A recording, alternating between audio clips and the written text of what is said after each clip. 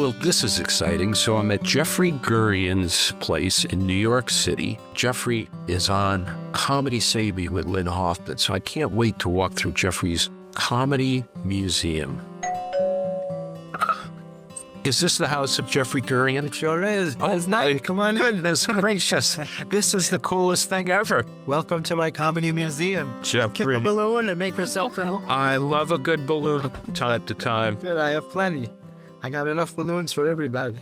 How often do you have to refurbish these? Well, when they get to be like this, you see these little ones? They lose their air, then they become balloon soup. I don't know if you saw, but on my stove, I got a whole pot of balloon soup. That's where they go. You never have an old balloon. Right. You never have enough balloons. And you never have enough. It's like too much tuna.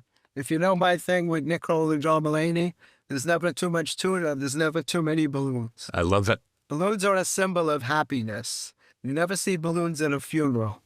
Balloons signify fun times, and that's why I always have balloons. Well, thank you for having me here, Jeffrey. It's my pleasure, Buzz. I'm really happy that you're here. And this is, Where do we start? well, it's an ego monument to myself. Basically. You'll notice that in some of the pictures, I even let someone else be in the picture. It's not just me. But these pictures go back more than 30 years. And they're all very special to me. It's me and Milton Berle, who was my sponsor in the Friars Club. Milton, this was in 1985 in Los Angeles at the LA Friars Club.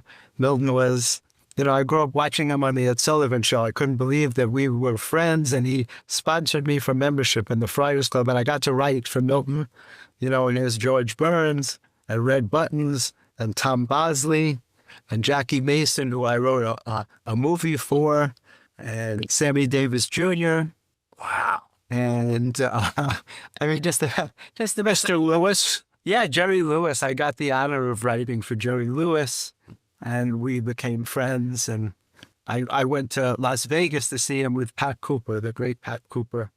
And now here is Jerry Stiller, Ben Stiller's parents, Jerry Stiller and Ann Mira and Tova Felcher. By the way, that's me with the 80s porno mustache. Just in case you wonder who that guy was with the big mustache. Here's another picture from Jerry. He said, thanking me. I wrote his roast. I was the main writer for the Friars Club roast for 12 years. So when Jerry was roasted, I had the honor of working with him. And One of my favorite movies of all time is King of Comedy. I mean, would you agree with me that Jerry's kind of playing himself a little bit? a bit, yeah, a bit. But, he had a reputation for being hard to deal with, let's say that. And when I met him, he was so nice. I mean, it depends on how you meet people. They sent me to his hotel. I think he was staying at the Waldorf Towers. A man named Bob Sachs was producing the roast in those days, and I was his main writer for 12 years. So he sent me to the hotel, and Jerry was so gracious. And we sat together for 2 nights, just he and I alone, working on material for the roast. And while I was with him, he got a phone call that they discovered the gene that caused the Duchenne form of muscular dystrophy. And he started crying. Tears were running down his face. And it was just me there to share that moment with him. Very special. That's amazing. Yeah, truly an amazing thing. And we had stayed in touch for a while. As a matter of fact, there's a picture on this wall of me and Jerry. That was taken in Las Vegas. Oh, wow. I went to visit him backstage. I got to write for him and Sammy Davis Jr. They had been friends for 40 years, and it was the first time that they performed together. And we got this picture with Sammy at a Friars roast. But I got to write for them. They were performing together in Las Vegas, and Jerry called and asked me to write material for that. And then Sid Caesar, the great Sid Caesar. Of course. And Norm Crosby, Dr. Ruth even, Oh, I got an important one here. Important part of my life here. I'm going to go to the very top there. Joey Heatherton. Oh, she was my crush. Oh, Joey Heatherton. well, that's her there. Yeah, that's her too. Yeah. Remember the ad that she did for Perfect Sleeper? Yes, that's it. You know that I had permission from my wife. So silly. I was married. I kept her picture on my desk, never thinking I would even know her. And we wound up hanging out. I went home one day to take my kids out for the day. And I introduced her to my ex-wife. I thought she was going to faint. But Now, her father was Ray quite. Heatherton, the Merry Mailman. That's right. Ray Heatherton. And she was so gorgeous. Unbelievable. Yeah. So, did you start capturing your life in pictures at the beginning of your comedy life, or were you capturing pictures when you were in your dental part of your life? I captured pictures all the time. But, years ago, people didn't have a camera with them all the time. These were taken by other people. I didn't have a camera with me. It was amazing how I got these. And you know what? I always like to explain. I never got one autograph in my life. It was not interesting to me. The reason I took pictures was because I admire people that are successful, that accomplish things in their lives. And it's like if you meet somebody in a group of 10 people, they'll say, hi, how are you? Nice to meet you. But there's a very good chance they're not really aware of your presence. When you're alone with them, when it's just one-on-one, unless they're insane, they have to know you're there. That's when I would take the picture. Just me and them in a picture. And I would I'm actually meeting all these people. And I don't even know how I did it. People say, how'd you meet all these people? You haven't seen this wall yet. There are many walls here. But this wall, there's, here's me and Pat Cooper, Yeah. Buddy Hackett. I was just with his son last weekend at the Borscht Festival. Sandy Hackett came over to me. Great Buddy Hackett story. The Friars Club asked me to call Buddy Hackett. He was the roast master for a big roast. And they said, call Buddy and offer him your assistance in writing jokes. Well, I must have got him on a bad day. He was in a bad mood. And he was very insulted that the Friars Club thought that he would need help writing jokes. So he was very angry, and I was apologizing. I said, look, it wasn't my idea. I didn't get your number out of nowhere. They told me to call you, right? The day of the roast, he came over to me, and we sat down together, and he apologized. He said he was very sorry. He was just in a bad mood that day, and he didn't know who I was, and we took this picture, and Sandy loved that story about his dad.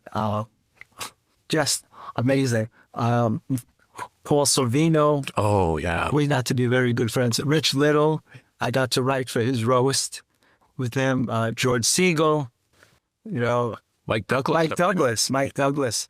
On this wall, there's me and Milton again at an event in his honor. He was honored as Man of the Year. There's Henny Youngman and Tony Orlando.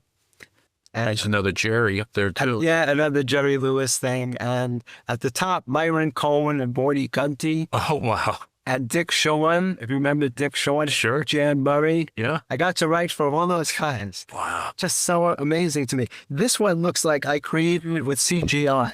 If you remember the Woody Allen movie Zelig, Yeah. it's Henny Youngman, Sid Caesar, Gene Bayless, Jan Murray, Norm Crosby, and what the heck am I doing? It's like amazing. Oh, I love it. I created it. Oh, my God. It's not my big pencil. That was one.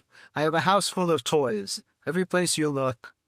When I lecture on happiness, I tell people to create their own happiness center. And what that means is that the only place you can control your environment is where you live. Once you leave the house, you're at the mercy of whatever the universe has in store for you. You go left or right, your whole life is different. You go left, you could win the lottery. You go right, you could trip and fall. Who knows? You go the way you're supposed to go. Because if you overthought it, you would become catatonic. You wouldn't go anywhere. So the only place you can control your environment is where you live. And some people live in dark apartments and they wonder why they're depressed. As you'll see, I need brightness. I'm like a plant. So my carpeting is white and my piano is white and my car is white and I have bright colors all around. And I have toys and crayons and balloons. And you would think little children lived here. But I do it for me. It's perfect. My inner child is my best friend. I walked in. I wasn't necessarily feeling that great. I got stiffed with an earlier meeting. But you know what? It's all forgotten because I'm in a good space here. That's so wonderful. I'm in your comedy museum. Our comedy museum. And what I've learned is that things work out the way they're supposed to, not necessarily the way we expect them to or the way we'd like them to. but we were supposed to do this today instead of you doing that other thing. You know what? And that's why it worked out this way. If you had done that other thing, we might not be doing this. And I've had to learn to think that way. I've been studying spirituality for about 30 years, and it's changed my way of approaching the things that happen in your life. And it leads you to be more comfortable. I believe I sent you Thich Nhat Hanh. You know, Is that you sent it to me? yes, sir. I wasn't sure who sent it. That's me. And that was because of your spirituality and the importance on taking a walk of mindfulness. And it's a little gift that I pass on to people because I so love it. It so connects you with a moment. That's very special. Thank you so much for sending that. You're very welcome. It's my pleasure. I instantly connected with you when we spoke on the phone. I knew this was going to bring greater things and greater joy. So it's what I write about. I write about happiness, mindset, and changing negative thinking to positive thinking and overcoming obstacles. All of us are given obstacles to overcome, and you can either be crushed by them or you can draw on some inner strength, sometimes that you didn't even know you had, to overcome them. I always talk about it myself. I was a very severe stutterer. I stuttered through my 20s and beyond. I couldn't even say my name. I could never say Gurian. And now as an avocation, I work with stutterers all over the world. As you can see, not only don't I stutter, but you can't even shut me up. I talk a lot, but I'm very grateful that I don't stutter anymore. And I had to cure myself because no one was able to help me. And it has to do with thought, controlling your mind. There was nothing wrong with me. I realized one day I didn't stutter when I was alone. I only stuttered when I was trying to talk to somebody else, which told me you can't have a true disability based on your location or on who is in the room with you. If a man has a limp, he limps in every room of his house. He can't go into a room and close the door and walk perfectly. But if I can speak fine when I'm alone, then theoretically it means there's nothing wrong with me. And so I use that information to cure myself. that's why you're perfect for being on with Lynn Hoffman on Comedy Saved Me. We also have the other podcast, Taking a Walk and Music Saved Me. You told me a story about what music means to you in terms of connecting with it and the power of it that I think related to the Beach Boys. Can you tell that story? I have two powerful music stories. Yeah. The Beach Boys saved me in high school because I was very depressed in high school. It's a strange time to go through. And as a kid, I'm an empath. I didn't know that word then. I don't think I knew it, but I feel things more deeply than I want to, and I have no choice. So it means like there was a time if I was with you and you were sad, I was sadder for you than you were. I overfelt my feelings. And it's very hard to handle that, especially as a boy, as a guy.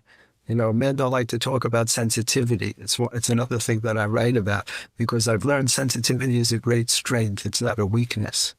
So the Beach Boys helped me get through it. I put on their music, Don't Worry Baby, and Help Me Rhonda, and all the songs, and it always made me happy. And years later, I got to meet them on the red carpet because besides everything else I do in comedy, I'm a comedy journalist, Comedy Matters TV, and I have over 650 videos that I've shot with people in the comedy world. Not that they're in the comedy world, but they showed up at a Friars roast. And I got to interview them, and I got to thank them for saving me, for helping me get through high school. And my other thing, how comedy saved me, I use music in my healing work. I spent 12 years at NYU as a clinical professor at oral medicine and orofacial pain. And because of stress, many people clench and grind their teeth. It's called bruxism. And it causes a lot of physical symptoms. And it can cause what people think of migraine headaches and facial pain and neck pain and shoulder pain and even back pain. And people live in terrible pain without realizing that it's coming from their jaws. They're not true migraine headaches. In this country alone, there's more than 150 million people who suffer with what they think are migraine headaches that are really coming from their TMJ. And so I wound up, I developed a technique of healing called STAR therapy, S-T-A-R. And STAR is an acronym for Spiritual, Transformational, Affirmative Resonance Therapy. The resonance stands for my voice because I speak the whole time I do it. It's like a guided meditation. But and it refers to music, which is what this story is going to be about. And mostly it refers to a truth. If I say something to you that you need to hear, it'll resonate inside of you as a truth. So I was using music by a man named Stephen Halper, who is known as the father of New Age music. He's a man in his 70s now, and I sent him a letter more than 20 years ago, telling him that I was using his music to take away pain from patients, because music gets absorbed by the second chakra. And I'm very into energy exchange. That's a whole other story about my life. I've been involved in energy since I'm a child. When I was a very little kid, I already felt that I could take away pain with my hands. And I would do it on my sister, my little sister. And I used it all through my life. When I was in practice as a cosmetic dentist, people would come to me with headaches and I would take it away just through touch. So I wrote a letter to Stephen Halper telling him that I use his music, and I never heard from him. 20 years goes by. And I come home one day and there's a message on my phone. He said, I'm calling you in reference to a letter that you sent me 20 years ago. He said, I never saw it. It turned out his assistant had it. Thank God he didn't throw it away. He filed it away, put it in a drawer. Stephen is working on his memoirs, came across my letter and tracked me down. My number never changed. And he said to me, he was so moved by what I wrote. He said, I want to put music to your words. Write me a guided meditation. And I did. And he has music. He put music to it, and it's called Journey to Your Heart. It's giving me chills. I can't believe it, that I have a guided meditation with Stephen Halper. And so about a year ago, I did a weekend. I led a weekend workshop at the Omega Institute for Holistic Studies, which is a very famous institute where Deepak Chopra speaks and Carolyn Mace and all. And I did a weekend there, and I brought that music to use for my students who came for that weekend. You know, very special thing for me, using music. Music is very, very powerful. It can change your mood and it can change your life. And so I use it in my healing work. I love it. That's a great story. And here on this wall, so here are some of my favorite comedians. Dancing with Gilbert Gottfried from my Dancing with Comedians series. We lost him this past year. Such a dear friend. Years us when we were kind of kids. I still have my mustache. Yeah. This one is a crazy one. Okay, it's me, Richard Belzer, and Paul Schaefer holding a picture. Oh, wait. Okay, hold on a second. It's me, Richard Belzer, and Paul Schaefer holding a picture of me, Richard Belzer, and Paul Schaefer holding still another picture. Belzer and Paul Schaefer. That little picture is that one over there. And then a few years later, I brought it with me. We stood in the same order and took that picture. And a few years later, we did that. And then we actually got the fourth at the Friars Club. The 4-in-1, picture and a picture and a picture and a picture. We did this over about 20 years. Oh. Here's Charlie Sheen when I was still in my dental office with Chuck Zito, who was not a famous actor in those days. He was Charlie Sheen's bodyguard. Hell's Angels, too. Famous Hell's Angels. He just had a documentary about his life. I was there at the premiere. Chuck Zito, an American hero, an amazing guy. He's been a friend of mine all these years. I want to go back to Belzer for a second. Sure. So I grew up, I think I told you, in Stamford, Connecticut. He grew up in like Bridgeport, Connecticut. Oh, I think so, yeah. And so I would see him often as he would come up to the radio station that I worked at in Fairfield County, Danbury, Connecticut. And then I'd see him at, when Howard Stern would do Grammy Week from L.A. and New York, and I would bring my radio station to that same round table that Howard was part of. Bells was a big regular, as you remember, on Howard.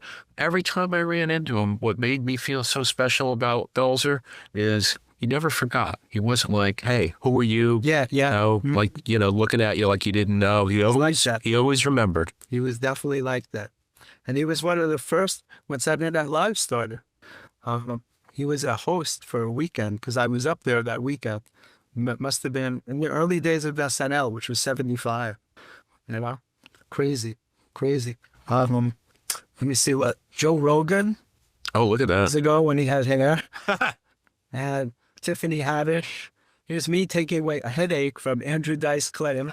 I'm in L.A. Somebody had a camera and got that scene, which was great. We were sitting, I'm one of the few people that ever wrote for Dice. and he says it openly. I don't just say that on my own. He says it. He said it on one thing on Sirius XM. He shouted me out 3 times in an hour, and we were sitting there talking about material that we were working on, and he said he had a bad headache.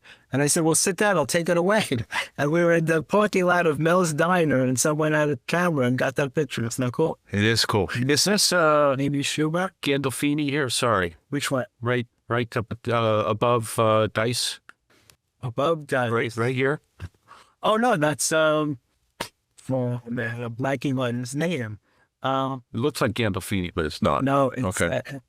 He's a very famous comedian who has his own. He had his own television show for many years. Why I'm blanking on his name, All right. I don't know. We'll go back to Amy Schumer. Sorry, Sure. Amy Schumer. Yeah, Bruce Willis. When I wrote for him for his roast, this was a great honor. I was Patrice O'Neal's co-host on the Black Phillip Show.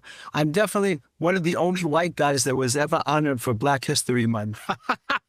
It's the truth. I was honored for Black History Month. They had a big event at Hunter College. Me and Danny Simmons, Russell Simmons' brother. Oh, wow. And it was because I created comedy workshops for inner city kids. Oh. And I was his co-host. It was a great honor. He left us too early at only 41 years old. See if you can spot me in this picture. Let's be Sent and J.B. Smooth. See if you can pick me up. I think I can. You think you can? I believe so. Did you remember the great Phil Hartman? I was going to say. Yeah, that's him sitting at my piano over there. Oh, yes. I was supposed to see him that terrible weekend that he was killed in 1998, and I was out in L.A., and he invited me to come out for the weekend. I don't remember why I didn't go, but I told my mom that I was going to spend the weekend, and when the news came out, the initial report was that 2 men were found dead in his house, and my mom called in a panic to see if I was all right. It's crazy. Oh, man. Who is a dear friend. Who is this little hottie over there? Victoria Silvstedt. Victoria Silvstedt, one of the hottest models in the world. Yeah, she was amazing. Let me see. Who else? Michael Bolton. Great comedy fan. Love Rodney Dangerfield. Oh, wow. We used to do a lot of stuff together. Yeah. Let me see. On this wall, let me see. Behind you, here's right here. Ben Stiller. Oh, yeah. Michael Ian Black. That's me in there. You are. There's another Phil Hartman and Dana Carvey. Oh. John Lovitz. John Lovitz introduced me on TV on my national comedy debut on Access TV, Gotham Comedy Live. Here is me and Paulie Shore. Lorne Michaels, the founder and producer of Saturday Night Live, and Pete Holmes. And here's another picture with me and Patrice. He was so big. And Dante Nero was the second co-host, and I was the third co-host on the show on XM Radio. Robert Wool. I haven't seen him in a long time. Oh, what a good guy. On this wall. This one here? Yeah. Oh. See, here's me and Woody. Yeah. He almost smiled, not quite. That night, I actually made him laugh that night. I hadn't seen him in many years. And his best friend, John Domania, was going to reintroduce us. And I was about to say to him, Woody, I'm a good friend of Jack Rollins. And I don't know what made me change, but at the very last second, I said to him, Woody, I'm a very good friend of yours. And it just struck him so funny, and he started to laugh. And he said, really, how long do we know each other? I'm like, decades. We're very close. Oh. And he just laughed. I'm like, I can't believe I'm making Woody Allen laugh, you know? Oh, how great. It is Seinfeld and Kevin Hart. That's why I produced the benefit for Haiti, and Kevin Hart was the star. And May Pan. May Pan? The one that John Lennon left Yoko for about a year or so. Oh, yeah. Hassan Minaj. Jimmy Fallon, of course, one of the nicest guys in the business. Bill Burr. Boston guy. Yeah, Bill Burr, when he had hair, red hair. Joe Piscopo, before he started working out. Ken Jeong, another doctor in show business. And then on this wall, this was my cover story in the New York Times.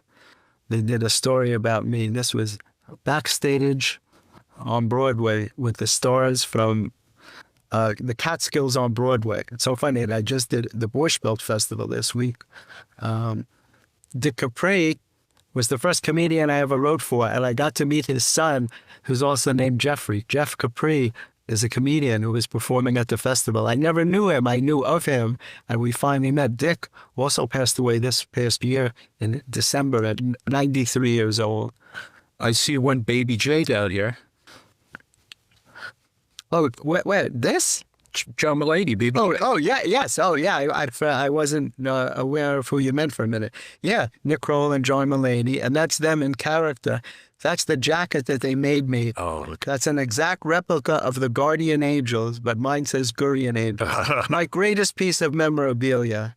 Got to see him in September in Boston. Yeah, he's amazing. And there's Amy Poehler and Joan Rivers. That picture there is when I brought Michael Bolton to meet Ray Romano. We were out in L.A. and they were both fans of each other, but they had never met.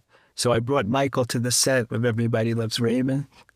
And there's my dear friend Danny Aiello and Matt Dillon.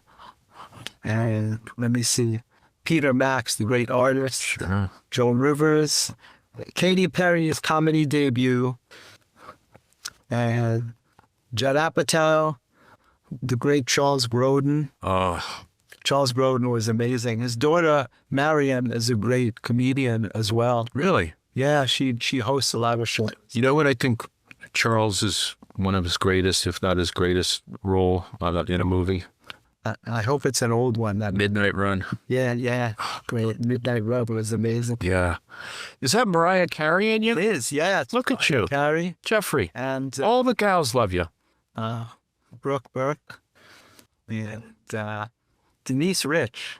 You know Denise Sure. Rich? Not personally, but And Brittany what's her name? Lisa Gastineau with High Voltage. Yeah, my old friend High Voltage. I'll show you inside. There's more, believe it or not. Wow. I ran out of frames, and I ran out of wall space. This is a Peter Max right here, isn't it? Yeah. This is something that Peter Max made for me personally. I was honored with a film. I wrote the first interactive film that Sony ever made, and Peter Max was my guest at the party in my honor, 1993, and he drew this on a dinner napkin for me. Oh, fabulous. And I have it. It's personalized because I used to teach him to say words in a different way. So instead of wild, I told him to pronounce it willed. Because he was an artist and he was conceptual and he understood that you don't have to pronounce words the way you're supposed to. Yeah. So he called me Dr. Willed, and he wrote W-I with 2 dots over it so you'd know to pronounce it Willed. So that's another fun piece of memorabilia that I have.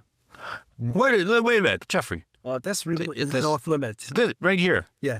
It's my... Is this your Rip Torn or Rip Taylor? What was that? Who's the guy that had all the... This is my scarf collection. Not have very few things that they can wear, very few accessories. Those are accessories. Yeah. We'll get out of there. We'll stay out of there. Yeah. That's off limits. That's a whole other thing. That's another story. That's... But you edit this, of course. Of course. Okay. Yeah. So I don't like to show that. I'll Yeah. tell you why afterwards. Yeah. But so in here, more pictures, believe it or not. These are all the Sopranos. Starting with James Gandolfini at the top. And Greatest TV show ever, don't you think? greatest ever. And I wrote a movie called I Am Woody. And the guy that played Johnny Sack was not allowed by HBO. He was under contract. He couldn't play a gangster, so he played a doctor. And it was about a violent mob boss who was obsessed with Woody Allen. And he survives a mob hit, and he comes out of it with amnesia. And now he thinks he's Woody Allen, but he's 6'5" and 300 pounds, so he's a huge Woody Allen. And it won some awards. That's that poster over there was called I Am Woody. This movie, I'm Your Man, is the first interactive film that was ever made that I wrote with Michael Ian Black. And then Garant, the guys that went on to form The State on MTV. And Sony paid $500,000 to outfit the theater on 19th Street with buttons, and the audience would press the buttons and change the direction of the movie. Wow. Yeah, it was the very first one. There's a movie I wrote with Scott Baio called Face to Face. That's Dean Stockwell. yeah, Dean Stockwell. I had a bunch of big stars. Joe Vitarelli, Alex Rocco. A bunch of big stars were in it. That's my I Am Woody movie. That's the first book I ever wrote. Filthy, Funny, and Totally Offensive. It was based on my writings for the Friars Roast. And they asked me to get celebrities to tell them their favorite nasty jokes. So I got 250 celebrities to tell me the nastiest jokes they knew. Horrible. Horrible. Yeah, there's me, Scott Baio, at the premiere for our movie. And Peter Dinklage. Whoever knew that Peter Dinklage would go on to be one of the biggest stars in the world, right? That's when we first met.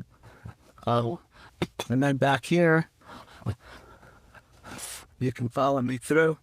Here's Jim Gaffigan when he first came to New York. I was just with him the other night. Jim Gaffigan, he and Mark Maron, One of my favorites. did a thing at the 92nd Street Y for Mark's new special called Panicked. So I was there as a guest. But that's Jim when he first came to New York. He looks younger now than he did then. Oh, yeah. You know, now here's another me in Millboro. And me at the Friars Club, Howie Mandel holding my book, Filthy, Funny, and Totally Offensive. Lewis Black, Russell Peters, David Cross, John Cleese. I was very excited to meet John Cleese because I'm a big Monty Python fan. You know, Yes. and here's Mitch Hedberg. This was taken shortly before he passed away. My dear friend Richard Lewis. A lot of people think we have similar hair. Let's talk about that. Jackie Mason again, Colin Quinn, dear friend Jeffrey Ross, who will be opening on Broadway. So, look, he had hair. I knew all these guys when they had hair. Amazing. Yeah, Jeffrey Ross is opening on Broadway, I think, in the next month or so. Really? Yeah. David Steinberg, right? Right to the right? Yeah, David Steinberg. Yeah, also used to be a dear friend. I haven't spoken to him in a long time. Another Gilbert picture. Russell Peters. Tracy Morgan, when he had a mustache. Look how young I am. Yeah. Another Howie Mandel picture. Yeah, so it goes on and on. Amazing. On and on. Jeffrey. Yeah.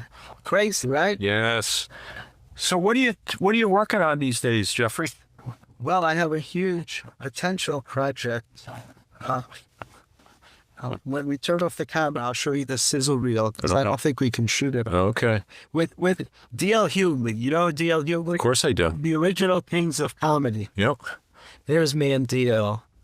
And it's a huge, huge project that DL will be producing it. All right. That's as much as I can say right now. We like teasing people. Yeah. Chris Rock. Chris Rock, Yeah. Nick Cannon, Cedric the Entertainer, Eric Andre, the craziest man in comedy, right? Yeah, it's Tracy working it there. No. Backstage at one of the shows in Brooklyn. I went out to visit him there. So there's a lot. It's amazing, Jeffrey. Yeah. And he did these articles about me. So, Jeffrey, though, what would you tell somebody who might be listening and watching who is thinking about getting into comedy and isn't quite sure, they don't have self-confidence maybe, they don't understand the depth of the work and what the art of the work is? Give them some reality and some encouragement. Well, interestingly enough, those two things don't really go together. If you're meant to be in comedy, you know it, you can feel it inside. If you think you're funny, there's only one way to find out is to go up on stage.